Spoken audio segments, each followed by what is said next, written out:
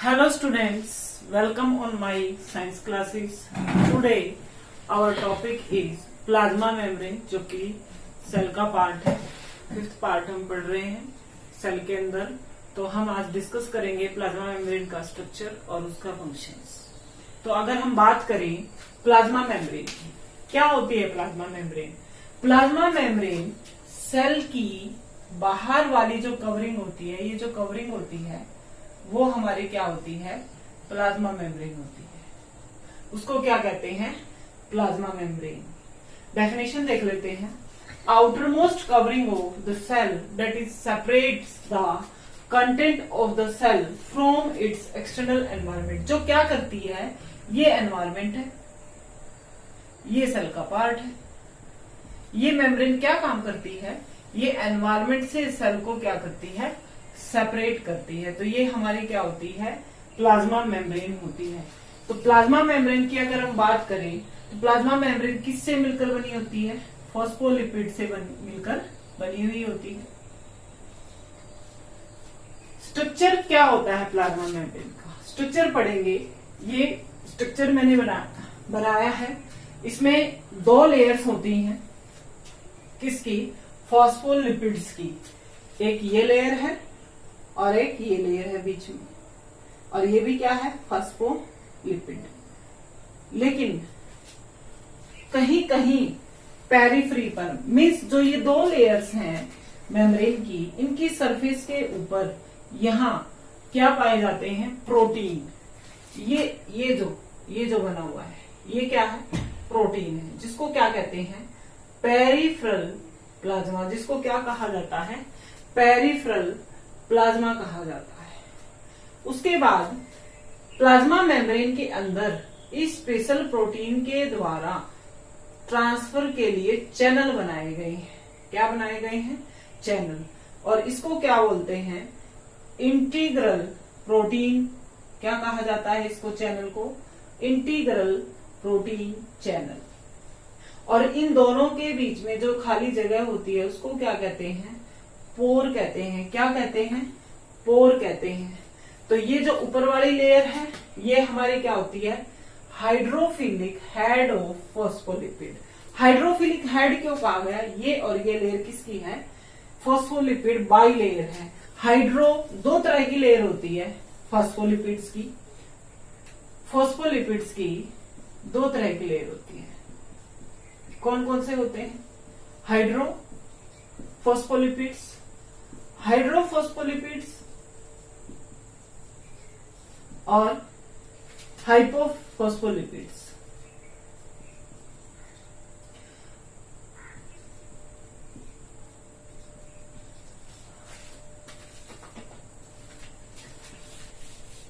Phospholipid की layer 2 तरह की, हाइड्रोफिलिक और हाइड्रोफोबिक।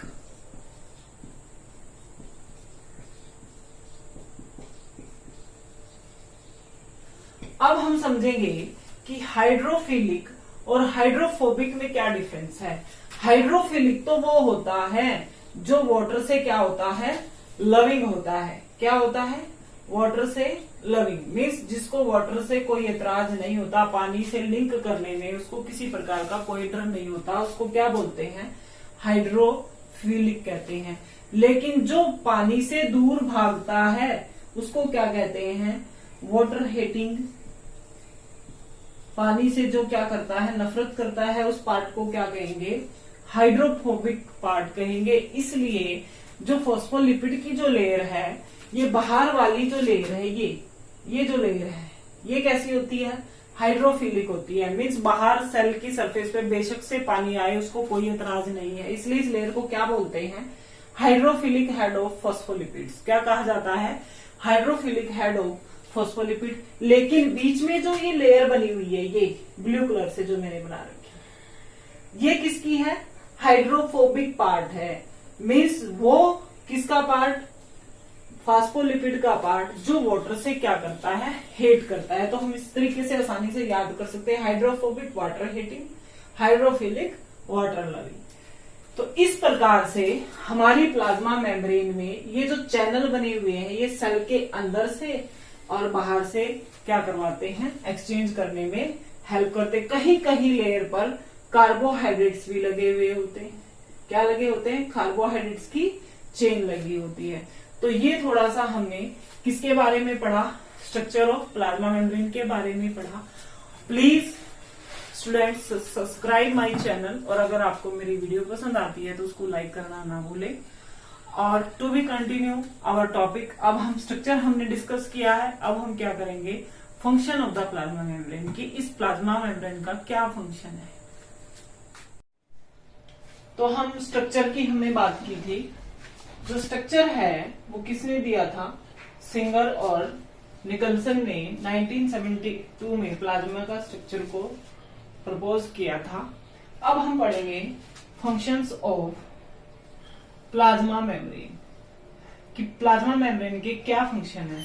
हमने पढ़ा था कि प्लाज्मा मेम्ब्रेन के अंदर ट्रांसपोर्ट चैनल बने होते हैं। इन चैनल का क्या काम होता है? मटेरियल को मेम्ब्रेन से बाहर से सेल के अंदर लाना, और सेल के अंदर से कोई वेस्ट मटेरियल बाहर भेजना है, तो उसमें ये काम करता है।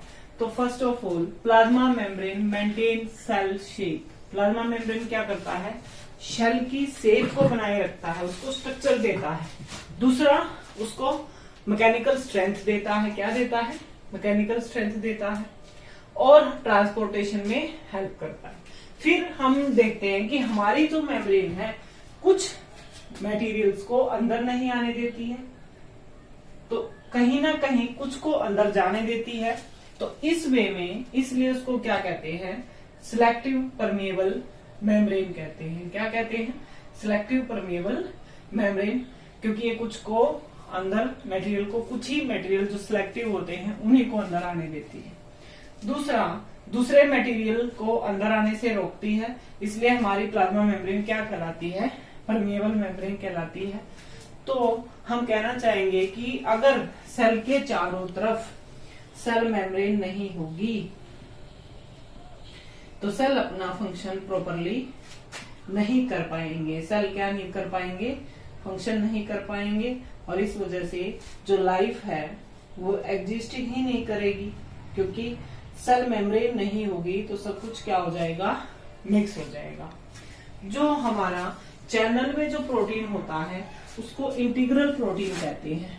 इंटीग्रल प्रोटीन कहते हैं। इंटीग्रल प्रोटीन का मेन काम क्या है? ट्रांसपोर्टेशन में हेल्प करता है। किसमें हेल्प करता है? ट्रांसपोर्टेशन। दूसरा, ट्रांसपोर्टेशन में हेल्प करने के कारण इसको क्या कहा जाता है?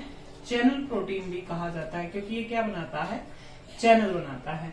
और इसी चैनल प्रोटीन की वजह से मेम्ब्रेन के अंदर ट्रांसपोर्टेशन होती है, और कार्बोहाइड्रेट्स भी होते हैं, जिनकी वजह से इसको क्या मिलती है? मैकेनिकल स्ट्रेंथ मिलती है। कार्बोहाइड्रेट्स का क्या काम होता है? कार्बोहाइड्रेट्स का काम होता है मैकेनिकल स्ट्रेंथ देना। क्या देना? मैकेनिकल स्ट्रेंथ, मजबूती देना सेल को। तो ये हमने कुछ सेल के फंक्शंस के बारे में पढ़ा है। आगे हम सेल के स्ट्रक्चर को डिस्कस करेंगे। तो प्लीज मेरे वीडियो को जरूर लाइक करें और इसी तरीके से मेरी वीडियो को देखते रहें। Thank you for watching my videos.